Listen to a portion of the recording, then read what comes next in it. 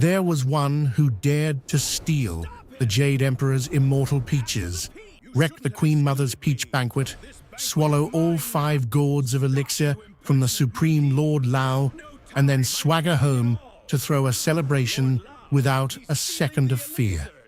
That was the great sage equal to heaven. And this was the night the entire heavenly court shattered. Idleness breeds mischief. The great sage equal to heaven was given a title, but it carried no rank, no status, just a grand name hung before a gate. With nothing to do and no one daring to manage him, he strutted through the heavenly palace as if it were empty. When he met the 3 pure ones, he called them Sir.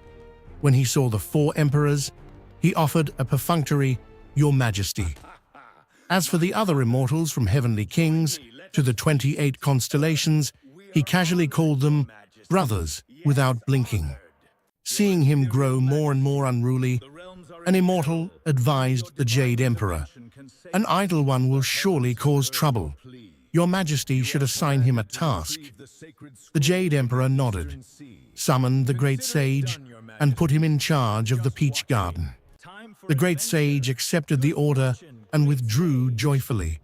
But that joy did not last long before greed arose. The Peach Garden had 3,600 trees, divided into 3 types.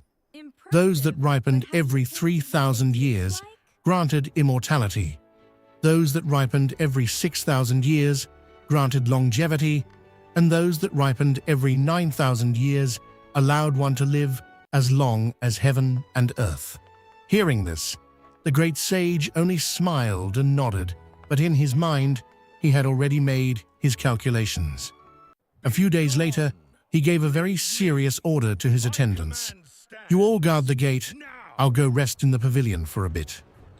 Once they were gone, he took off his robe, leapt up the trees, and chose the ripest peaches to eating until his belly was full, intoxicated by the peach nectar, then calmly jumping down, putting his clothes back on, and walking out as if nothing had happened.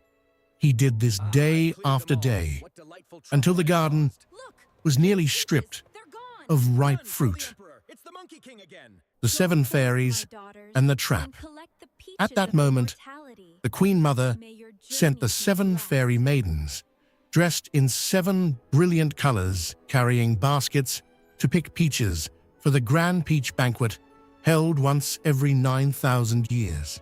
Arriving at the garden, they searched for the great sage, but could not find him, for he was drunk and had shrunk himself to 2 inches, hiding inside a peach pit, fast asleep. After waiting in vain, the 7 fairies began picking. The first 2 sections were still full, the last section barren. The ripe peaches had long been eaten clean by the great sage. While they stood in shock, one fairy pulled down a branch to pick Snap. The branch sprang back, flinging something out. From inside a peach pit, the great sage tumbled to the ground, startled awake, immediately pulled out his iron staff and shouted, "Where did you demons come from? How dare you steal peaches?" The 7 fairies knelt and explained. Hearing them out, the great sage turned anger into amusement, but only to ask one more question. "Am I invited to this banquet?" The answer was no. The great sage was silent for a second. Then he chanted a spell, "Immobilize." The 7 fairies froze, stiff, like wooden statues beneath the peach trees. A night of 100 sins. Not invited? Then he would go anyway. The great sage transformed into the barefoot immortal and rode a somersault cloud straight to the peach banquet. On the way, he met the real barefoot immortal and lied without blinking. The Supreme Emperor ordered us to rehearse at the Hall of Clear Insight first. The real one believed him and turned back. The fake one strolled into the treasure pavilion. The banquet had not yet begun.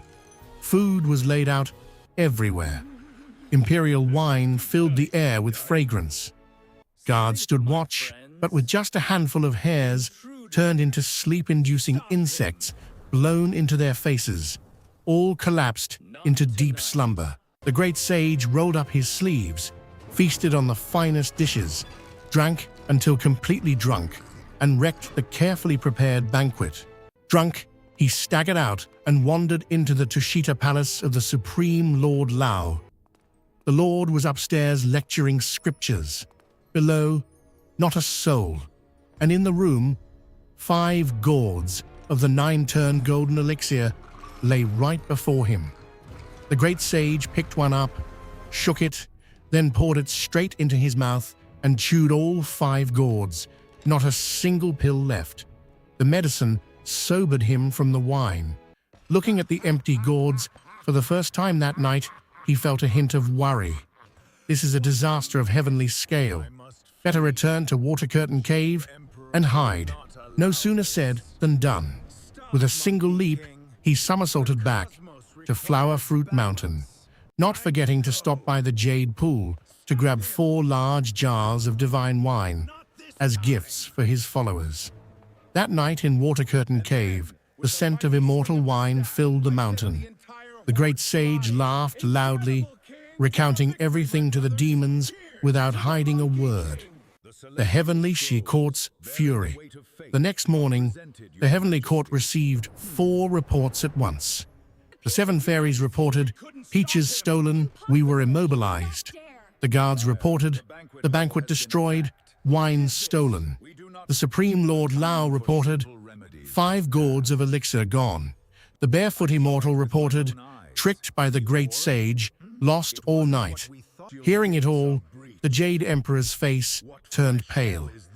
He sent a spirit official to investigate who returned. All of it was Sun Wukong. He is now at Flower Fruit Mountain, holding a feast with stolen wine. The Jade Emperor slammed the table, his voice like thunder. "Decree, lead 100,000 heavenly soldiers to surround Flower Fruit Mountain and capture Sun Wukong for punishment." 100,000 heavenly soldiers descended.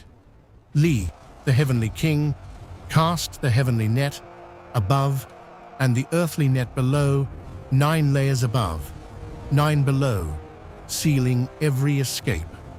The 9-faced Star Lord led the charge, standing before the cave and shouting, "Great sage equal to heaven, by decree we are here to capture you for punishment." Inside the cave, the great sage was sipping immortal wine. Hearing the report, he did not move, calmly reciting poetry. "Drunk on wine, I chant my verse, ignoring all the world's discourse." The messenger reported again, "The 9-faced one is insulting you outside." The great sage continued reciting 2 more lines. The third report, "The cave entrance is breached." Only then did the great sage stand, not out of fear, but because he had drunk enough. Battle erupted. The 72 cave lords and the one-horned ghost king charged first, but were stopped. The great sage alone wielded his iron staff and fought, beating the 9-faced one back out of the cave. The 9-faced one returned and listed his crimes, 5 grave charges. Hearing them, the great sage burst into laughter. "All 5 are true, I won't deny. What do you want now?" Then he added a line that silenced the battlefield. "I'll settle this with one strike." And he struck. The 9-faced one was defeated and fled. Li, the heavenly king, sent the 4 heavenly kings and the 28 constellations to surround him. The great sage fought from morning until sunset alone against the finest forces of heaven.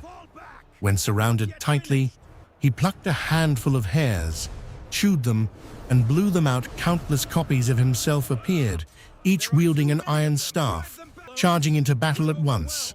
The 4 heavenly kings defeated, Li Jing defeated, Neza defeated. The great sage gathered his hairs and returned to the cave. The 4 generals greeted him, crying 3 times, then laughing 3 times. He asked why they cried, because the 72 lords were captured, laughed, because the great sage had returned victorious. The great sage waved his hand. Victory and defeat are normal. Eat well, sleep well tomorrow. We capture the heavenly king in return.